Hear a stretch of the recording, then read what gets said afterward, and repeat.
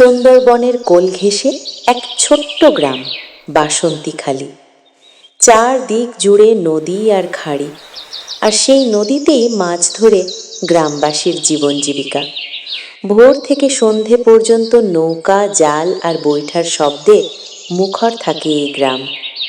এই বাসন্তীখালীতেই থাকতো হারু নামে এক জেলে। মানুষটা ভালো, কিন্তু ভীষণ ঘুম কাতুরে। সূর্য মাথার উপর উঠে গেলেও তার ঘুম ভাঙার নামই থাকে না। সূর্য কখন মাথায় উঠে গেছে, এখনো ওনার ঘুম ভাঙার সময় হয়নি। এইভাবে চলতে থাকলে সংসার কিভাবে চলবে? যত দায়িত্ব যেন আমার। কই গো পুটির বাপ, ওঠো, সকাল তো আর এখন হয়নি। এইভাবে শুয়ে থাকলে পেট চলবে কিভাবে? আরে দাঁড়া দেখিনি, একটু ঘুমিয়ে নি। সেই তো আবার জঙ্গলের রাস্তা দিয়ে মাছ ধরতে যেতে হবে। এই কিছুদিন এগোনে তপন খুঁড়োকে বাগে নিয়েছে। এই এত ভয় ও আতঙ্কর মধ্যে দিয়ে কতদিনই বা জীবনযাপন করব বলতে পারিস? তাহলে খেটে আর খেতে হবে না। সকাল থেকেই রমেশ গ্রামের এদিক ওদিক ঘুরে বেড়াচ্ছে। তার প্রিয় গরু সোনালি কোথাও খুঁজে পাচ্ছে না। রোদ মাথার উপর উঠে গেছে, তবু তার চোখে মুখে অস্থিরতা।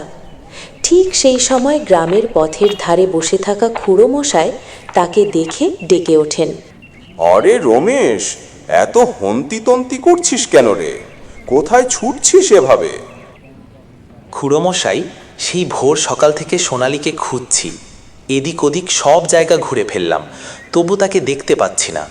মনটা বড় খারাপ লাগছে খুড়ো, কোথায় গেল কে জানে। কি বলিস রে?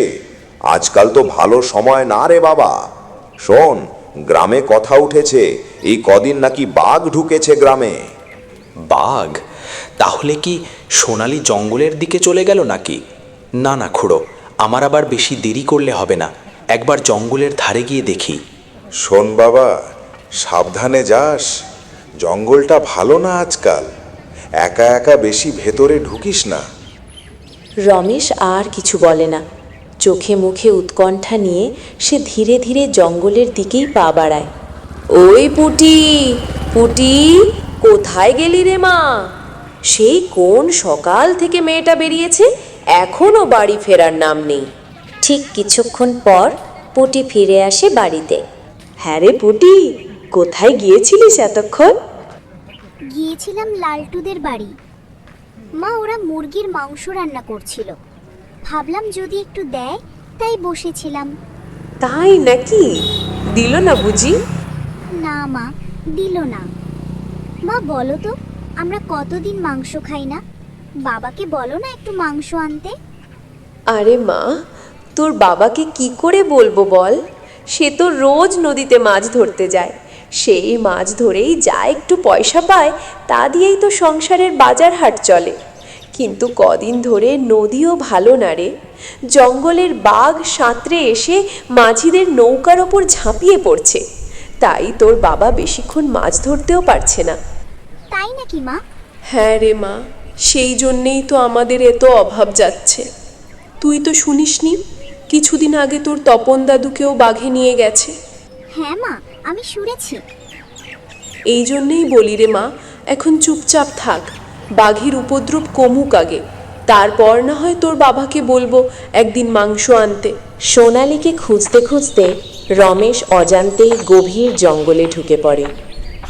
সোনালী, ও সোনালী, কোথায় গেলি রে? ভাঙা গলায় ডাকতে ডাকতে এগোয় সে। হঠাৎ দেখতে পায় জঙ্গলের ভেতরের এক ফাঁকা জায়গায় সোনালী দাঁড়িয়ে আছে। তোকে এত খুঁজছি, তুই এখানে দাঁড়িয়ে আছিস? চল বাড়ি যাই, তুই এখানে একটু দাঁড়া, আমি হাতটা ধুয়ে নিই। দ্রুত তাকে নিয়ে বাড়ির পথে ফিরতে গিয়ে নদীর ধারে হঠাৎই ভেসে ওঠে ভয়ঙ্কর দৃশ্য। জঙ্গল পুড়ে এগিয়ে আসছে একটি বাঘ।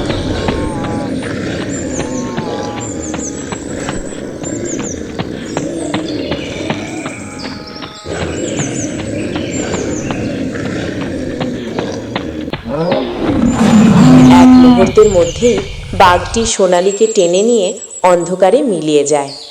রমেশ কোনো মতে প্রাণ বাঁচিয়ে দৌড়ে বাড়ি ফিরে আসে। গ্রামটায় বাঘের উৎপাত এখন আর গুজব নয়, প্রতিদিনের ভয়ঙ্কর বাস্তবতা। সন্ধে নামলেই মানুষের পা থমকে যায়, কেউ আর ঘরের বাইরে পা বাড়ায় না। দরজায় খিল, জানালায় আর সবাই ঘরের ভেতর নিঃশব্দে বসে থাকে, যেন শ্বাস নিলেও শব্দ হয়ে যাবে। চারদিক নিস্তব্ধ, শুধু দূরের জঙ্গল থেকে ভেসে আসে অচেনা গর্জন। সেই শব্দ শুনে বুকের ভেতরটা কেঁপে ওঠে। রাত গভীর হলে ভয় আরও ঘন হয়। হঠাৎ কোনো গোয়াল ঘর থেকে ভেসে আসে গরু বা ছাগলের আর্তচিৎকার। মুহূর্তের মধ্যেই সব থেমে যায়। সকালে আলো ফোটার পর জানা যায় আবারও বাঘ হেসে কারো না কারো গরু ছাগল টেনে নিয়ে গেছে।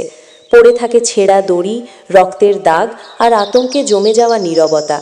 গ্রামটা যেন প্রতি রাতেই কারো না কারো ক্ষতির অপেক্ষায় থাকে, আর প্রতিটা সন্ধে মানেই নতুন করে ভয় শুরু। সেই দিন ভোরের আলো ঠিকমতো ফোটেনি তখনও। হারু জেলে সকাল সকাল নদীতে মাছ ধরতে বেরিয়েছে। কাঁধে বৈঠা, হাতে জাল। নৌকার দিকে যাওয়ার পথেই পড়ে বাগদিপাড়ার রাস্তা। হঠাৎ দেখে রাস্তায় বেশ কয়েকজন লোক জটলা করে দাঁড়িয়ে আছে। সবার মুখেই চাপা আতঙ্ক। কি হয়েছে গো দাদা এখানে? এই সাত সকালে এত লোক কেন? তুমি কি দেখতে পাচ্ছ না? এই যে এখানে একটা মুন্ডুবিহীন লাশ পড়ে আছে। সত্যিই তো, বুক আর হাত জুড়ে ছেঁড়া ছেঁড়া দাগ আছে। দেখে তো মনে হচ্ছে কোনো হিংস্র জানোয়ার আক্রমণ করেছে। ঠিকই বলেছ, বাঘে ধরেছিল একে। গ্রামে বাঘ ঢুকেছে। তুমি কি কিছুই জানোনি? এই কথা শুনে হারু জেলের শরীর শিরশির করে ওঠে। সে আর কিছু না বলে ধীরে ধীরে সরে যায়। কিছুক্ষণের মধ্যেই সে নিজের নৌকার কাছে পৌঁছে যায়। মনের ভেতর ভয় জমে থাকলেও পেটের দায়ে, সংসারের দায়ে হারু জেলে নৌকা নিয়ে নদীর দিকে বেরিয়ে পড়ে। হারুদা, আজকে তুমি নৌকা বাইছো না কেন? শরীরটা কি খারাপ নাকি? হ্যাঁ রে মানিক, আজ শরীরটা বড্ডই খারাপ লাগছে। তবু আজকে একটু জঙ্গলের ভিতরের দিকে যাব ভাবছি। জঙ্গলের ভেতরে? অনেক দিন তো ওদিকে যাওয়া হয়নি, বাঘের উৎপাতের জন্য। এই সপ্তাহ ভোর তেমন কোনো মাছ পাইনি রে। সংসারে বড় অভাব পড়ে গেছে। গতকাল আমার পুটি লালটুদের বাড়ি গিয়ে বসেছিল। ওর মা যা একটু পান্তা ভাত দিয়েছিল সেটা খেয়েই মেয়েটা দিন কাটিয়েছে। আর আমাদের কথা বলিস না, আমরা তো কাল থেকে না খেয়েই আছি।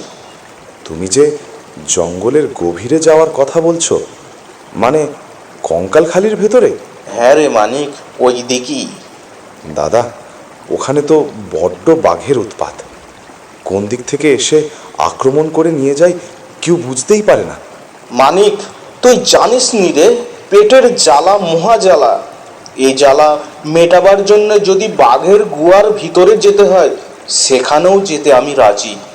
দাদা, আমার গাটা কেমন ছমছম করছে। আরে দেখ ভাই, এত ভয় করলে কি জীবন যাপন করা যায়? হারুদা, সেদিন তো এই কঙ্কালখালিতেই তপন খুড়োকে বাঘে নিয়ে গেছে। তুমি তো সবই জানো। এই কথার জবাবে হারু আর কিছু বলে না। নৌকা ধীরে ধীরে কঙ্কালখালির অন্ধকার জলের দিকে এগিয়ে যায়। চারপাশে শুধু ম্যানগ্রোভের ছায়া আর নিস্তব্ধতা। এক মুহূর্তের মধ্যেই বাঘ ঝাঁপিয়ে পড়ে হারু জেলের উপর। হারুর আর্তচিৎকার বাতাসে মিলিয়ে যায়। কেউ কিছু করার আগেই সব শেষ। ভয়ে কাঁপতে কাঁপতে তারা নৌকা ঘুরিয়ে নীরবে বাড়ির পথ ধরে। হারু আর ফেরে না। এইভাবেই প্রতিদিন সুন্দরবনের পাশের গ্রামগুলোতে ক্ষুধা আর বাঘ দুটোর সাথেই লড়াই করে মানুষ বেঁচে থাকে।